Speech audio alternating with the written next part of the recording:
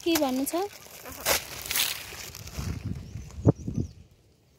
फेरि भन्नु त हामी दुखी गरिबको यस्तो जिन्दगी खाइस लाग्यो है अनि केही हुन्न के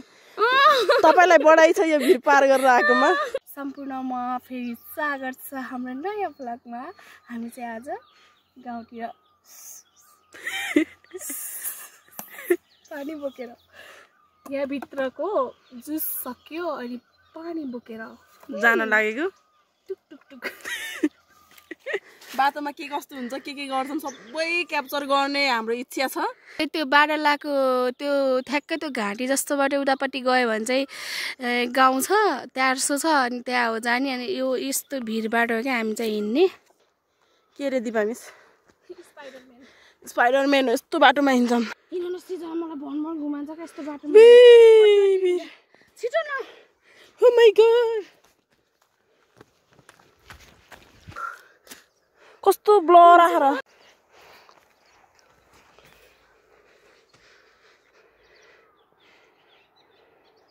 दौडिनु फास्ट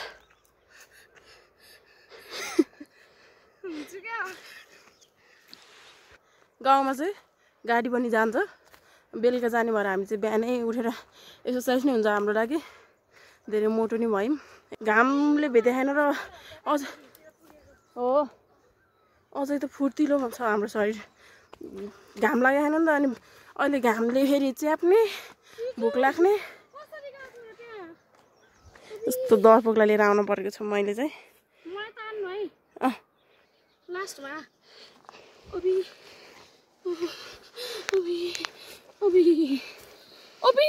कसरी जाने हो र त्यो बाटो जानु परेको जसरी भयो नि यहाँबाट त फेरि खुट्टा सुलुक्क हुने भनेर डाइरेक्ट तल हो नि फेरि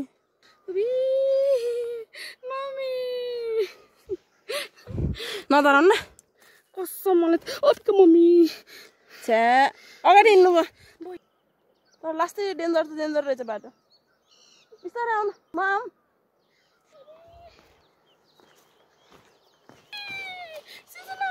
जहिले नि हिँड्दै जाउँला क्या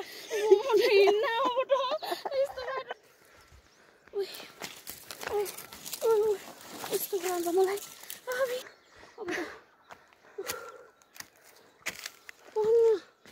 छाम्नु न ढुक ढुक ढुक ढुक गऱ्यो होगा कसम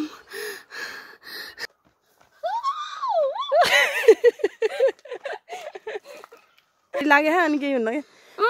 तपाईलाई बढाइ छ यो भिड पार गरेर आएकोमा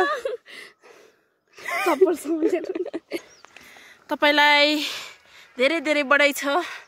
त्यस्तो अप्ठ्यारो बाटो पार गरेर आउनु भएछ होइन के यो खान मिल्छ कि के ए त्यो होला खै यो अमरा कि के भन्ने एउटा तिम्रो नि त खाम म चाहिँ रुखमा नि चढ्न सक्छु एकदम फुर्तिलो छु म साहसी छु यिनी लास्टै दर्पक्छिन् म रुखमा चढेर नाच्न सक्छु तिनी समयबाट हिँड्दा नि डराउँछन् सबै म जस्तो छोरी कहाँ मिल्छन् त नि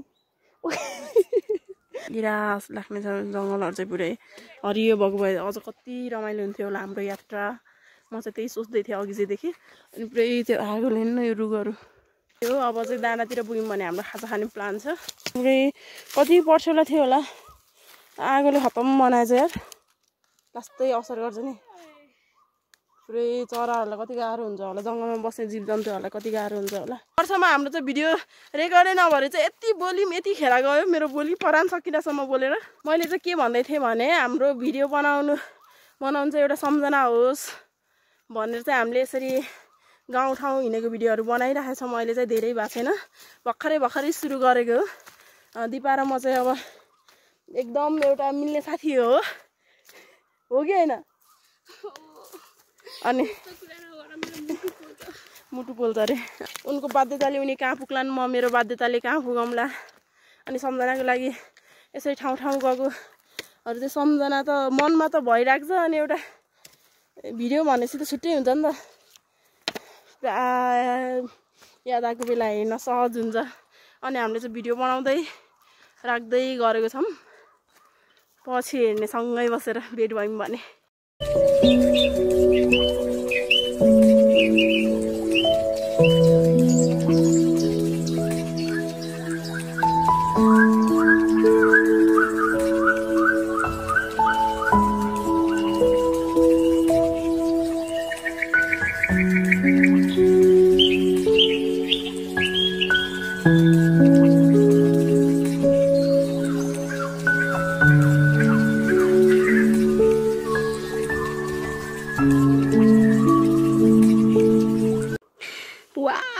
पुरा फेरि आकाश त फेरि एउटा लभ सङमा सिर्जना र आफ्नो बोयफ्रेन्डको भिडियो गरिदिनु जस्तो सुट हान्दिउँ जस्तो रहेछ त नि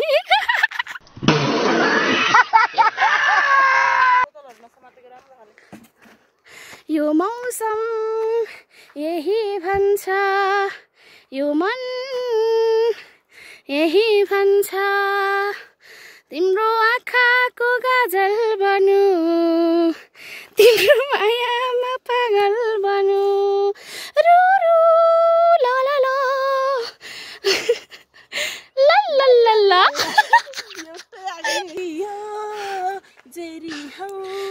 तिमी त मेरी हौ ल ल ल ल माय गॉड क्या हुआ ये क्या हुआ वाउ नाइस के हो तपाईँ त त्यो उमा राख्ने जस्तो देखिनु भयो त्यो सल लाउँदा त त्यही कुर्ताको त्यो हुन्छ है बाहिरको पोस्टर के भन्छ त्यसको नाम ठ्याक्कै याद आएन क्या हैत्रे गुये मोडल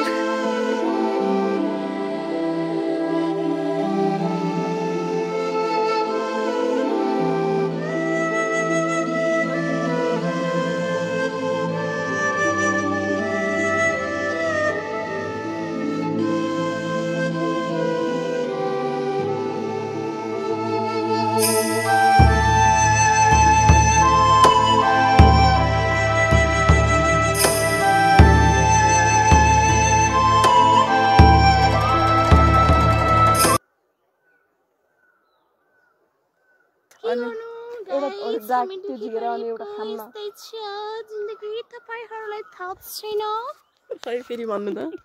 भन्नु त हामी दुखी गरिबको स्थित जिन्दगी खाइसु फेरि भन्नु त हामी दुखी गरिबको स्थित जिन्दगी खाइसु हाम्रो दिपालाई चाहिँ एउटा रिक्वेस्ट गर्छु सरप्राइज वाला रिक्वेस्ट भनौँ भने उनलाई थाहा छ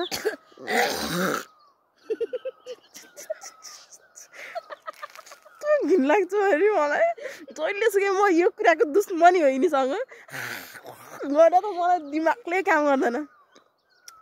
दिपा मिस एउटा खतरा गीत गाइदिनु मुड फ्रेस हुन्छ अनि गीत गाइदिने र कस्तो खालको गीत गाइदिनु ल भन्नु एउटा अलिक खतरा के एउटा चलेको गीत के छ भने सानो गाउँ छ मेरो रुद्रपुरको गाउँमा काले बाबु भन्दै बोलाउँछन् मलाई त्यो ठाउँमा कामले पाको नामले पाको कामी दाइको छोरो नलाउ माया नलाउ पिरिम मनै मेरो आइदिन चम्किने जस्तो भए बल्ल 55 बोल्नु स्टाइल पारेर बोलाउँछु आइदिन बेला चम्कि जस्तो भयो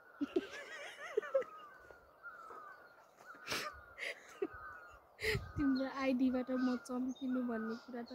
म सोच्न त सोच्छु सपनामा त्यो सिजनाको आइडीबाट तल गएर बसेछन् खाजा खाने भनेर कति सिजन आएको ओ बाफ्रे वाट अ प्लेस बाफ्रे यो हो नि त छिस्वाङको फाँट भनेको ए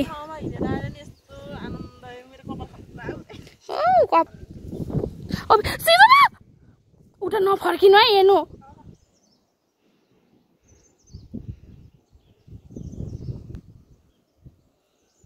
है गाइज हामी चाहिँ लास्टै भोग लगाएर बारी पिडित जस्तो भएर नि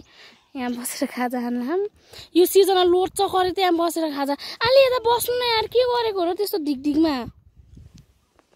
हामी चाहिँ खाजा नि थोरै लिएर आउँ केही लेखेनौँ त्यस्तो स्पेसल त केही छैन यस्तो तल्किनीमा बसेर खाम भन्ने गरे यार कस्तो मान्छे हो कि तिमी न के भन्नु छ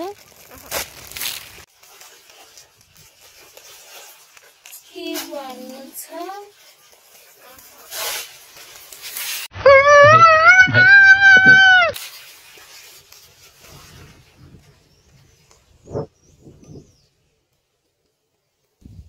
जम्मै घुप्चुका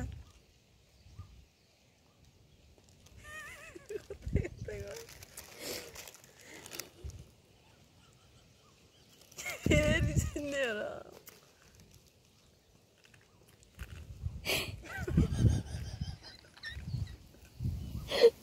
यस्तोलाई अभागी अग्नुपर्छ पिनपिटा काट्नुपर्छ भने कस्तो पावरले खोलेको हो त नि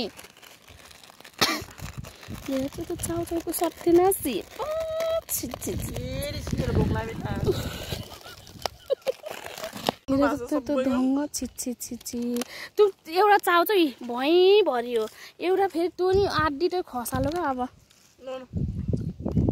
ओके फाइन गाइज आज चाहिँ हाम्रो गाडी आयो हामीले यहाँबाट धेरै ब्लग बनाउन पाएनौँ अब चाहिँ नेक्स्ट ब्लगमा भेटौँला ल गाइज बाई बाई